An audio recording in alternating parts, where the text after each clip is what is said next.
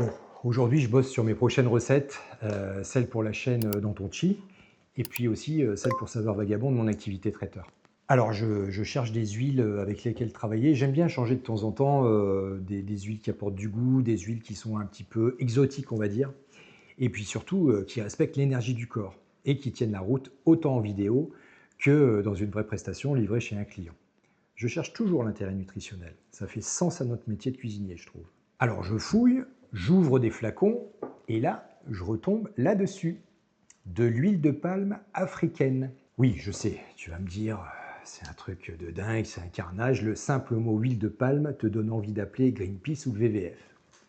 Peut-être même ta belle-mère, d'ailleurs. Enfin bon, toi, tu fais ce que tu veux. Mais attends, parce que ce que j'ai ici, ça n'a rien à voir avec de l'huile de palme industrielle qu'on trouve dans les biscuits ou les croissants vendus par 10. Tu vois ce que je veux dire, les produits de merde.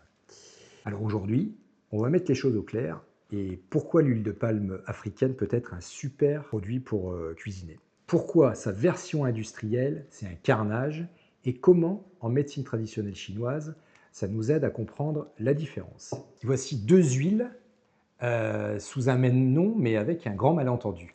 L'huile de palme, c'est un peu comme moi quand je cours pieds nus. Quand je cours un marathon pieds nus, il y a des gens qui m'encouragent, qui m'applaudissent, bon, qui ne m'applaudissent pas encore. Et puis si je vais au supermarché pieds nus, ben, ça m'est arrivé une fois. Hein. Les gens, ben, là, ils froncent les sourcils, ils se disent, mais j'ai dit ce mec-là. En fait, c'est la même personne, mais avec deux perceptions. Pardon. L'huile de palme, ben, c'est un peu pareil. Donc ce flacon africain, c'est de l'huile de palme rouge, non raffinée, pressée artisanalement. Tu vois la couleur? Orangée. C'est de la provitamine A, des caroténoïdes et de la vitamine E. À titre indicatif, la vitamine E, ce sont des puissants antioxydants qui assurent le maintien de l'immunité. Donc une huile vivante. Et puis, il y a l'autre, l'huile industrielle, raffinée, blanchie même. Enfin, désodorisée à l'occasion. Enfin, vraiment, tu vois, on lui a tout vidé. Hein. Et c'est elle qu'on retrouve dans les biscuits, les chips, les pâtes à tartiner. Mais pas celle-ci. Pas du tout. Alors, pourquoi l'industrie alimentaire l'adore? Et pourquoi toi, tu dois te méfier? L'industrie alimentaire adore l'huile de palme pour trois raisons. 1. Elle coûte rien. 2. Elle est super stable à la cuisson. Et 3. Elle donne une texture parfaite aux produits ultra transformés. Le problème, en fait, c'est pas l'huile, c'est l'environnement dans lequel on la met. Quand tu la retrouves, par exemple, dans les aliments industriels, elle n'est jamais seule.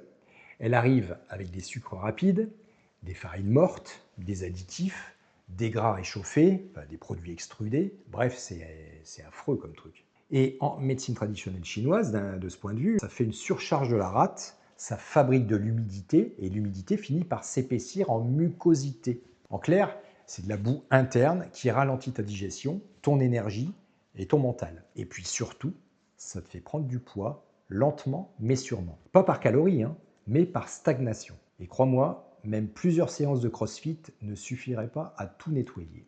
Je lisais un article dans Foodwatch et qui dit trois choses simples. 1. C'est pas l'huile pure qui pose problème, c'est sa version raffinée à l'excès. Deuxièmement, l'industrie détruit tous les nutriments. Fini la vitamine E, fini les caroténoïdes, il reste juste des graisses techniques. Troisièmement, elle se retrouve partout dans les aliments ultra transformés. Et ces aliments-là sont associés au surpoids, à l'inflammation, au diabète, aux maladies cardiovasculaires. Mais ce n'est pas la palme en fait qui fait ça. C'est son destin industriel qui provoque tout ça. Et puis non négligeable aussi, c'est un désastre environnemental dans les pays d'Asie. L'Asie qui produit 80% de la demande de l'agro-industrie. En diététique chinoise, c'est très simple. L'huile rouge artisanale que tu vois là, elle nourrit légèrement le sang, soutient le yang digestif, chauffe en douceur et ne crée pas de toxines. L'huile industrielle raffinée, elle crée l'humidité et fabrique de la mucosité, ce que j'ai expliqué juste avant, ce qui te donne le poids. Elle enflamme le foie également et elle bloque le chi de la rate, c'est-à-dire toute l'énergie. Donc tu vois, avec un même ingrédient, on peut avoir deux karmas différents finalement. Donc non, l'huile de palme, c'est pas un démon forcément. En Afrique, elle vit sa meilleure vie. Elle est rouge, elle est brillante, riche, elle est vivante. Chez nous, le problème, elle finit souvent en biscuits, avec des paquets qui datent de Mathusalem, et ça tient. Moralité, ne juge pas l'ingrédient sur son nom parce que tu as entendu ça à la télé ou à la radio. Regarde comment il est transformé, quel que soit le produit. Tu sais qu'ici, on cuisine avec du goût, de l'énergie et un petit peu d'autodérision. Très important. Et si tu veux des recettes qui respectent ton corps et ton chi, abonne-toi. À bientôt.